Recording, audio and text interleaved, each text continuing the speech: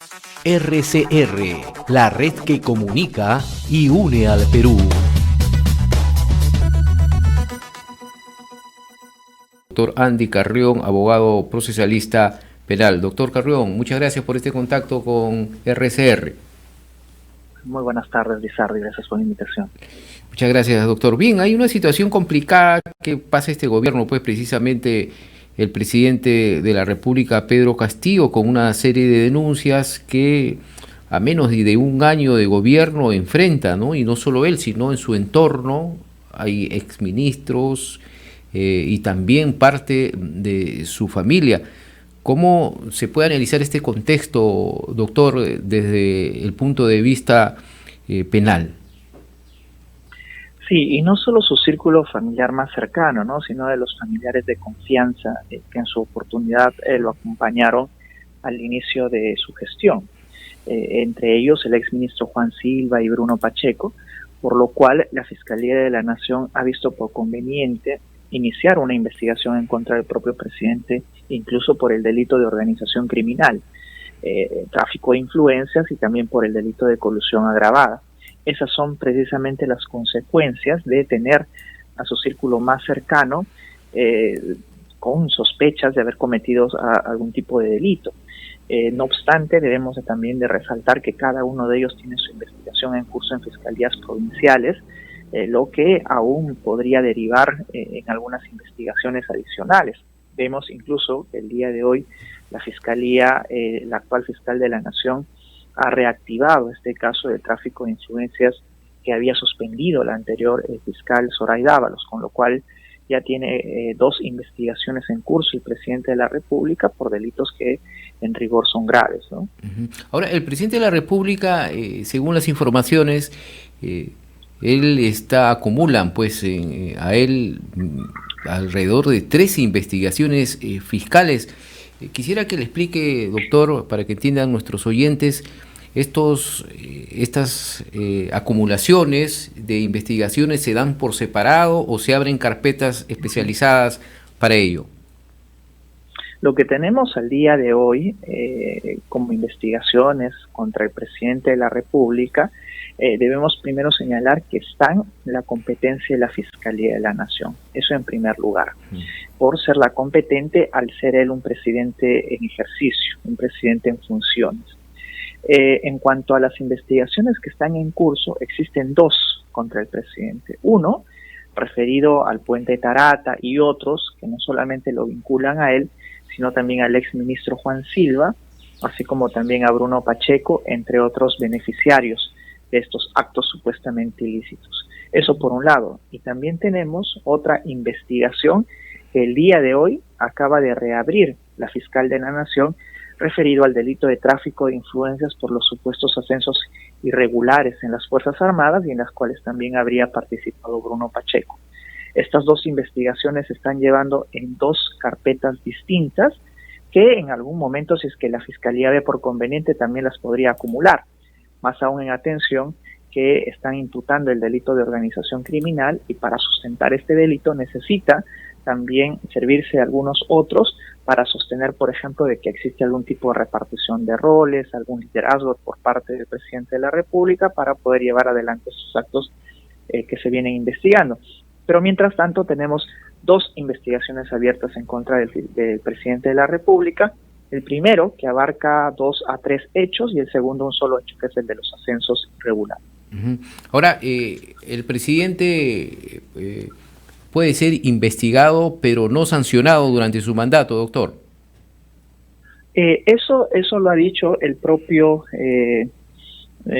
exfiscal de la Nación interino, Pablo Sánchez, en cuya disposición, por la cual abrió en contra del presidente Castillo, sostuvo de que sí se puede llevar adelante una investigación preliminar, pero que no se puede acusar al presidente en funciones, es decir, no podría pasar a la siguiente etapa, que es la investigación preparatoria, y que por tanto tampoco podría al presidente condenársele cuando se encuentra en funciones, sino que la investigación tendría que continuar cuando él ya deje de ser presidente de la República. ¿Y cómo toda esta acumulación de investigaciones se esperaría hasta que acabe su mandato para que siga este proceso?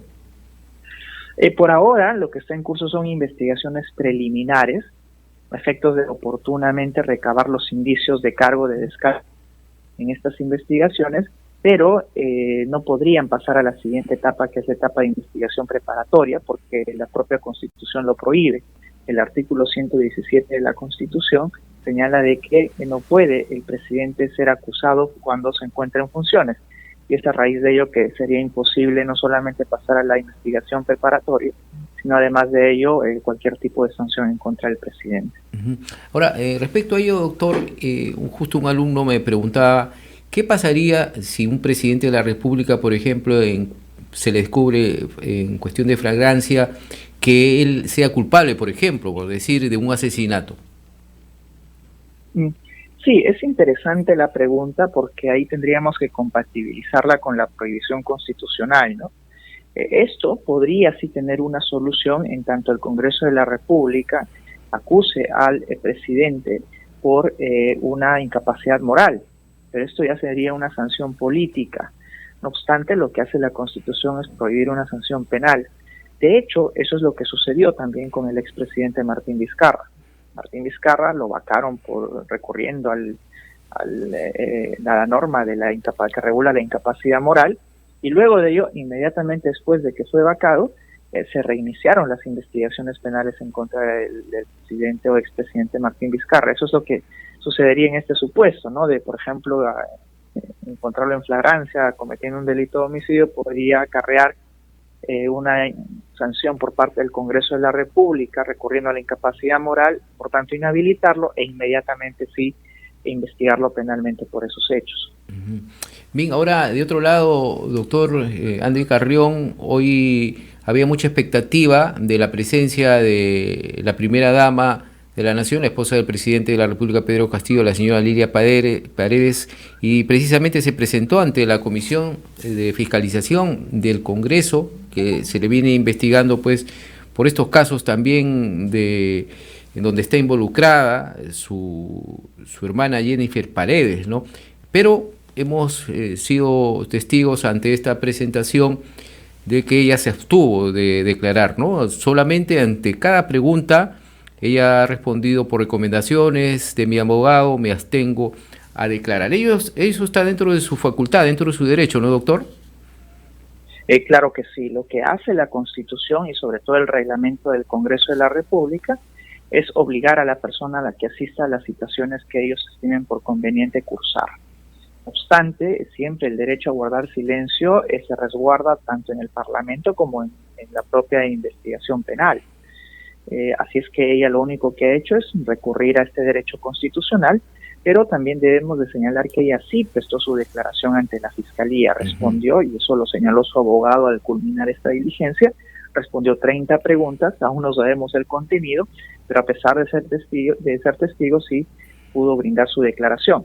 Lo que ha hecho el día de hoy es simplemente apelar a que no puede existir una doble investigación, es decir, por un lado, someterse a la investigación como testigo que se está llevando adelante en la Fiscalía y por otro lado en el Congreso de la República. Es por ello que también se rehusó a declarar, más no a asistir. Por eso es que la vimos hoy día en el Congreso de la República. O sea que también ella, si no asistía, no pasaba nada. Sí, el Congreso, si es que tiene algún tipo de comisión investigadora, puede citarle con carácter de fuerza, pero lo que ella ha hecho es cumplir con el requerimiento que le puso el Congreso de la República a fin precisamente de evitar algún otro apremio al que pueda recurrir. Pero ellos pueden obligar a asistir a alguien a una audiencia en el Congreso, pero lo que no pueden hacer es obligarla a declarar. Ahora, finalmente, doctor, y gracias por este contacto y por su paciencia aquí con RCR. Precisamente otra de las investigadas es la señorita Jennifer Paredes, pues, ¿no? Que no ha acudido a una citación precisamente del Ministerio Público. Ella está pidiendo una reprogramación para también, lo citó el propio Congreso de la República, ha mandado ya un documento respectivo, pero por experiencia que se ha tenido, porque se desconoce el paradero de esta señorita Jennifer Paredes, la experiencia que se ha tenido ya con el exministro de Transportes y Comunicaciones, con el propio secretario general de Palacio de Gobierno, el señor Pacheco, el sobrino del presidente de la República, que, bueno, se hicieron humo, hasta ahora están inubicados.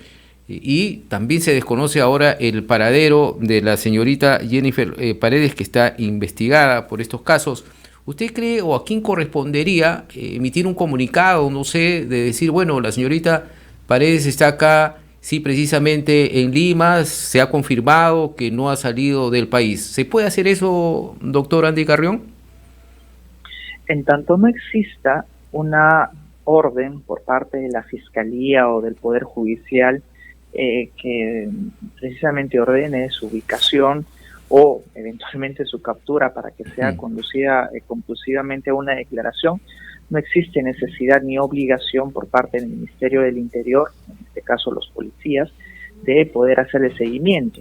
Se necesita una orden previa. Y también habría que señalar de que ante las situaciones del Congreso de la República, ella ha enviado una carta en la que sostiene que aún no se le ha notificado válidamente. Entonces habría que ver cuál es el domicilio que ella tiene al día de hoy, porque tampoco se presentó a la citación que le cursó la Fiscalía en su oportunidad.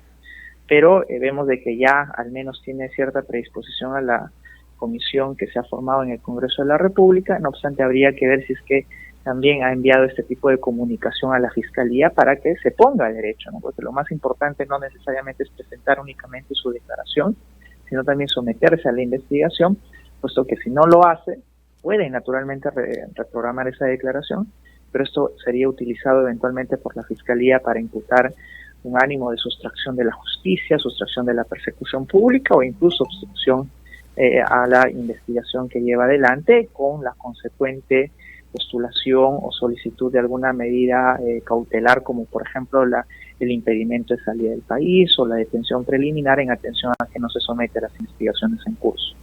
Bien, doctor Andy Carrión, abogado procesalista penal, muchas gracias como siempre por su colaboración aquí con RCR.